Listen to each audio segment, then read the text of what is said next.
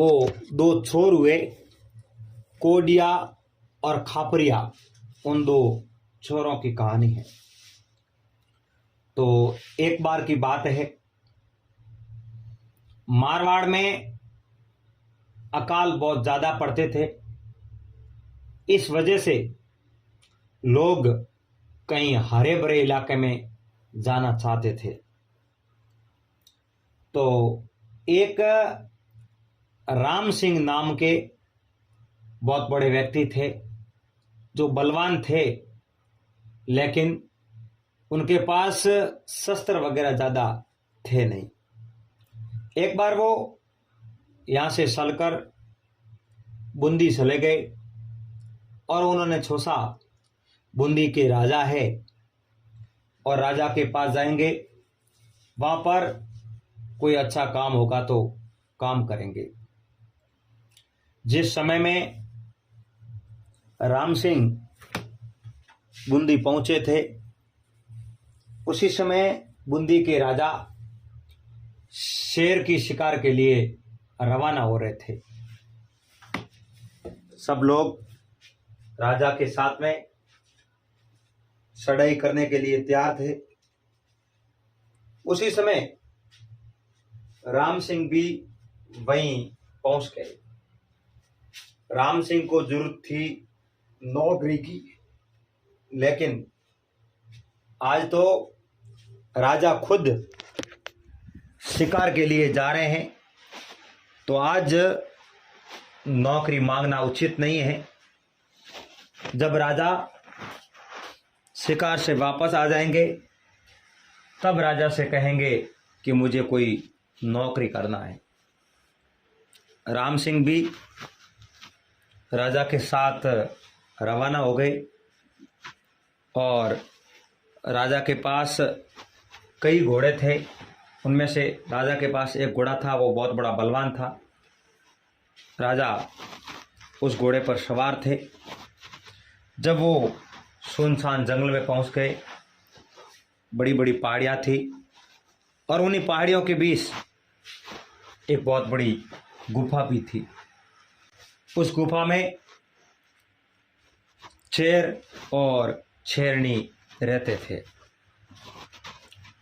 जब राजा की फौज को आते देख शेरनी अपने पति के पास दौड़कर गई और कहा, पतिदेव, बाहर कोई आपके ऊपर चढ़ाई कर रहा है और आप तो बड़े आराम के साथ सोए हैं और दुश्मन आपके ऊपर घात लगाकर खड़ा है। किसी भी समय आपके ऊपर हमला हो सकता है और वो आपको मारने के लिए यहाँ पर आया है। शेर पहले तो जगा नहीं था, लेकिन दुश्मन को ऊपर आया देख सिंह ने अपनी आंख खोली और वो बाहर आया।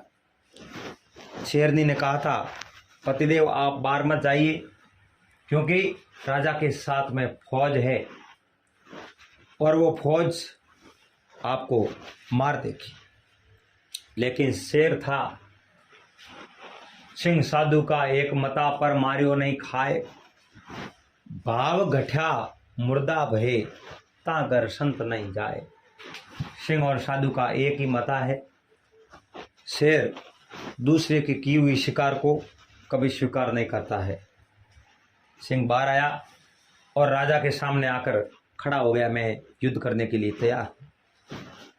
अब राजा अचानक सिंह को आते देख किसी बड़े वृक्ष पर चढ़ गए। जो राजा के साथ में लोग थे वो भी दौड़ दौड़ कर, चारों ओर बड़े बड़े वृक्ष थे, उन वृक्षों पर चढ़ गए थे। शेर उन्हीं के साथ लड़ाई करता है, उन्हीं के ऊपर हमला करता है जो शेर को मारने का प्रयास करता है। राजा ने वृक्ष पर बैठे बैठे अपना भाला हाथ में लिया और शेर के ऊपर फेंक दिया। शेर चालाक था और भाले को उसने टाल दिया और शेर राजा के ऊपर लपकने लगा। राजा एक वृक्ष के ऊपर बैठे थे। शेर बहुत बड़ा था। पहली बार, दूसरी बार, तीसरी बार लपका तो राजा के वो पांव तक पहुंच गया था। राजा को लगा अब की बार शेर मुझे पकड़कर नीचे गिरा देगा। वही हुआ, शेर जोर से छलांग लगाई और राजा को पकड़कर नीचे गिरा दिया। राजा के आदमी थे, वो सब डर गए थे और राजा को बचाने के लिए कोई नीचे नहीं आए थे। उसी समय राम सिंह थे, वो राजा के साथी थे। राजा को पता नहीं था राम सिंह कौन है, कहाँ से आए हैं और हमारे साथ कैसे आए, इस बात का मालूम था नहीं। उसी वक्त राम सिंह एक वृक्ष से नीचे कूदे और हाथ में एक कंबल थी, शेर के साथ लड़ाई करने को आतुर हो गए। शेर ने राम सिंह पर झपट मारी और अपना मुंह फैलाया। उसी वक्त राम सिंह के हाथ में जो कंबल थी वो शेर के मुंह में घुसेड़ दी और 3 बार उठा उठाकर शेर को नीचे गिरा दिया। अंत में राम सिंह ने शेर को पछाड़ी दिया, हरा दिया और शेर वहां से भाग गया। 9-2-11 हो गया। अब वो राजा राम सिंह के सामने देखने लगे और पूछा, आपका नाम क्या है? राम सिंह ने अपना नाम बताया, मेरा नाम राम सिंह है। आप कहाँ से आए? मैं मारवाड़ से आया हूँ। अरे राम सिंह, आप तो बहुत बड़े बहादुर हो और आप तो बहुत बड़े तेजस्वी पुरुष लग रहे हो। अगर आज आप हमारे साथ नहीं होते तो वाकई में आज हमारी मौत हो जाती, हमें ये शेर मार देता, क्योंकि आपके अलावा मुझे बचाने वाला इधर कोई नहीं था। मेरे साथ बहुत लोग हैं, लेकिन जिस समय मेरी मौत ऊपर आ गई थी उस समय मेरे जो सैनिक थे वो दुम लगाकर वृक्षों पर बैठे देख रहे थे। सब लोग आए, राजा ने सबको कायर कहा कि मुझे शेर ने नीचे गिरा दिया तो आपका कर्तव्य बनता है आप मेरी सहायता करें। लेकिन जिस समय मेरे ऊपर विपदा पड़ी उस समय आप सब लोग देख रहे थे, अब हमारे लिए कोई काम के नहीं है। राजा जब अपने राजमहल में पहुंचे उस समय राजा की रानियां सब सामने आई और राजा को धन्यवाद देने लगी। वाह राजा, आज आपने शेर का शिकार किया है। उस समय राजा ने उन सब रानियों को कहा, आप मुझे धन्यवाद मत दीजिए, धन्यवाद दीजिए इस बहादुर पुरुष को, राम सिंह को। इन्होंने आज मेरी जिंदगी बचाई है और शेर से युद्ध इन्हीं राम सिंह ने किया है। राम सिंह ने सिंह को हराया है और सिंह हार कर भाग गया और वो घायल है, अब तो वो मर गया होगा। अब जिसने जिंदगी बसाई है वो जो मांगे वही चीज़ राजा उन्हें दे सकते हैं। राजा ने कहा, राम सिंह आप क्या चाहते हैं? मैं आपको जो आप मांगोगे वही मैं देने के लिए तैयार हूँ। कहा राजा, मुझे तो एक छोटी सी नौकरी चाहिए, बस आप नौकरी पे मुझे रख लीजिए, मैं नौकरी करना चाहता हूँ। राजा ने कहा, बिल्कुल, मेरे इस दरबार में सबसे बड़ा पद है वो मैं आपको देता हूँ। और राजा ने राम सिंह को मन ही मन अपना पुत्र मान लिया। वो राम सिंह को तो नहीं बता सके, लेकिन मन ही मन राम सिंह को पुत्र मान लिया था। 1 साल, 2 साल, 3 साल राम सिंह उसी राजा के दरबार में नौकरी कर रहे थे। एक दिन राजा ने राम सिंह को कहा, राम सिंह अब मैं आपकी शादी करना चाहता हूँ, बोलो आप कितनी शादी करोगे? 1, 2, 5, 10? क्योंकि राजा महाराजा थे उस समय, जो चाहे उतनी शादी कर सकते थे। राम सिंह ने कहा, महाराज मैं शादी 1, 2, 3, 5, 10 भी कर सकता हूँ, लेकिन जब मैं छोटा था उस समय मेरे पिताजी ने मेरी शादी कर दी थी। रामजोत के साथ। तो मैं पहले रामजोत को विदा करवा के लाऊंगा, उसके बाद में एक से दूसरी शादी के लिए मैं सोचूंगा, पहले नहीं। राजा ने राम सिंह को धन्यवाद दिया और कहा, जाइए और आप अपनी पत्नी को विदा करवा के यहीं लेकर आइए, क्योंकि मैंने तुमको अपना पुत्र मान लिया है। राम सिंह ने कहा, राजन, आपने मुझे पुत्र माना तो मैंने आपको पिता मान लिया है। मुझे भी पता है आप अपना प्यार मुझे किस प्रकार से दे रहे हैं, मैं समझ गया, और मैं भी आपके साथ पुत्र बनकर ही रहना चाहता हूँ। राम सिंह जब रवाना होने लगे उस समय राजा ने 10-20 सैनिकों को राम सिंह के साथ भेजने की तैयारी कर ली। राम सिंह के लिए बहुत ही अच्छा एक घोड़ा तैयार कर लिया। उस वक्त राम सिंह ने कहा, महाराज, ये सैनिक किस लिए आपके साथ? आप जब अपनी पत्नी को विदा करवा के लाओगे तो ये सैनिक आपके साथ रहेंगे।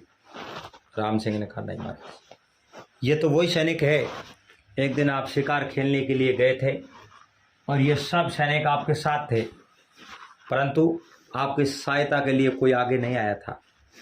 मुझे पता है आपको वो सिंह खा जाता, ये सब लोग देखते ही रह जाते और राजमहल में आकर ये यही बात कहते कि सिंह ने राजा पर हमला किया और सिंह ने राजा को मार दिया।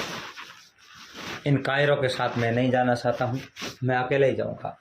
और रही बात, आप मेरे लिए घोड़े की तैयारी किए, मैं घोड़े पर बैठकर नहीं जाऊँगा।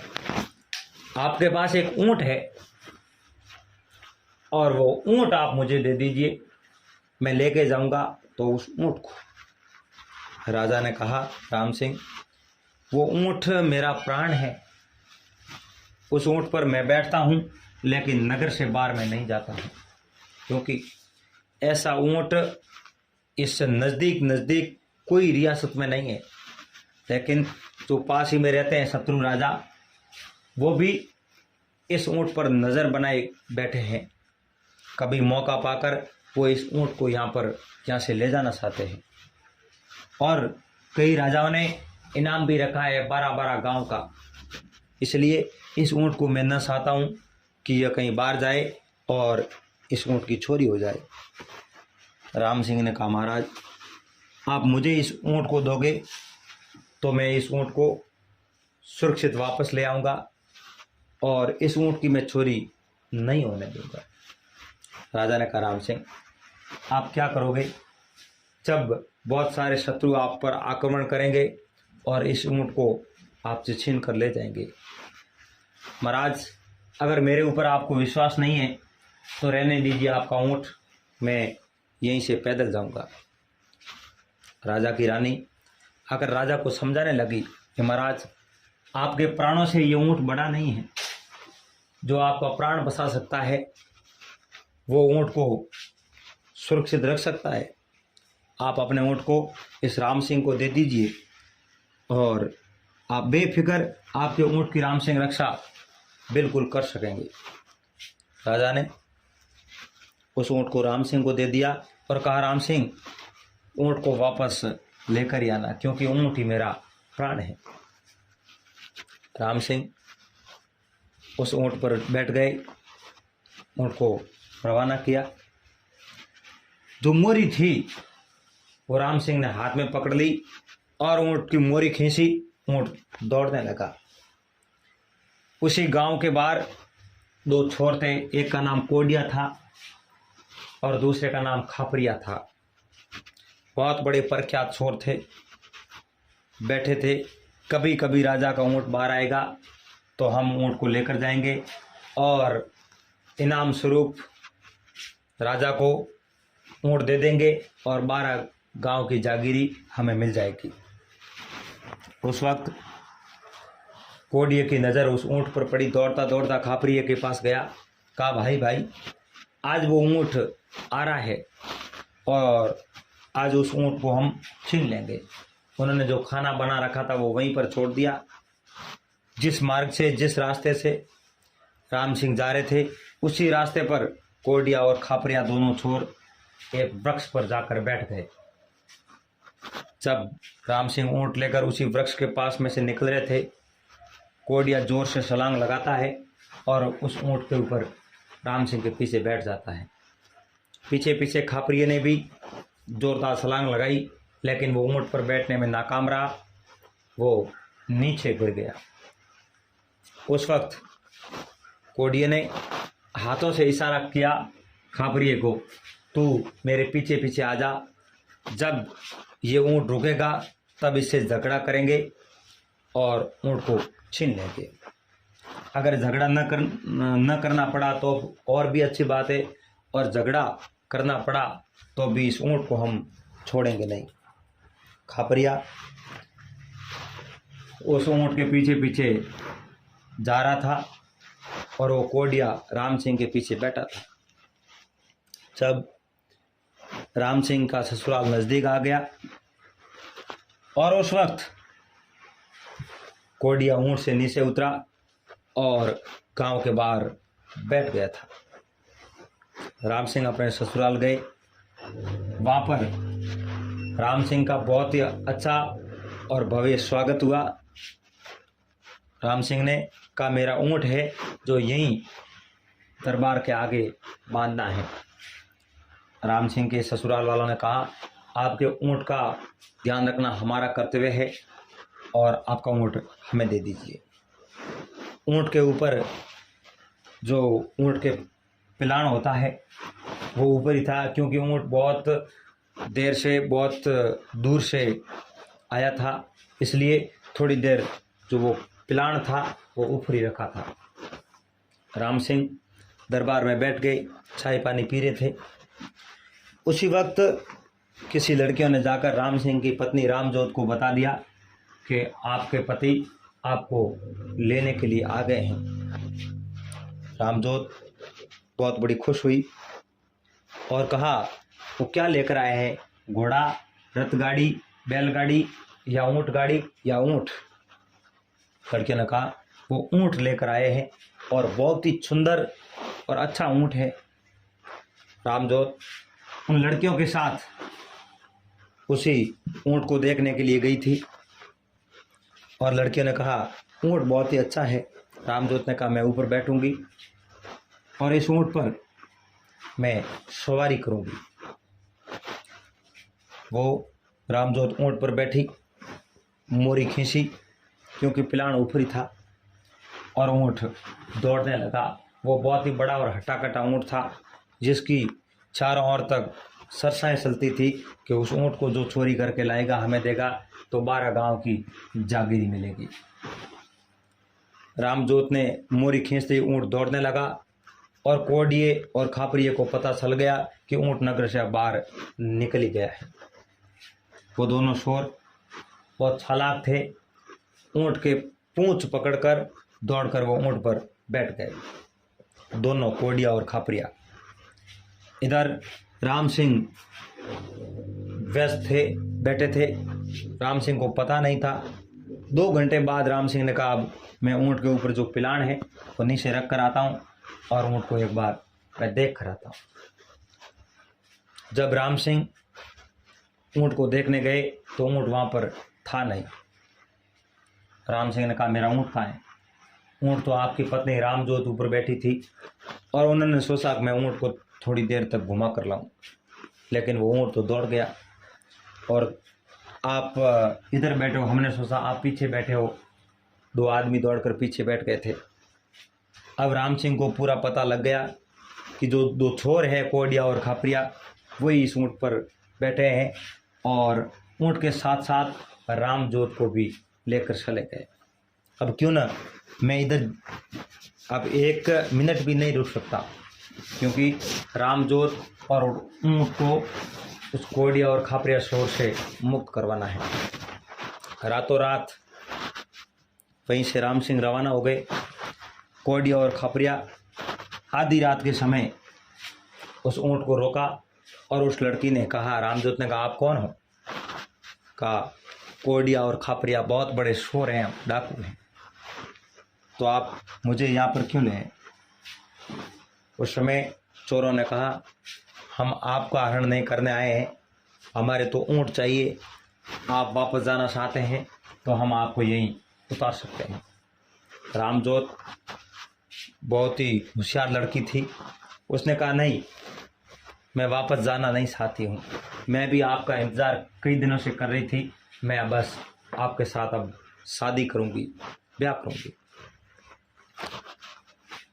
उसी समय कोयडिया और खापरिया दोनों शोर खुश हो गए, लेकिन खापरिया ने कहा हमारे घर तो पत्नियां हैं, अब ये दूसरी पत्नी लेकर कौन जाएगा घर पर, वो बहुत मारेगी।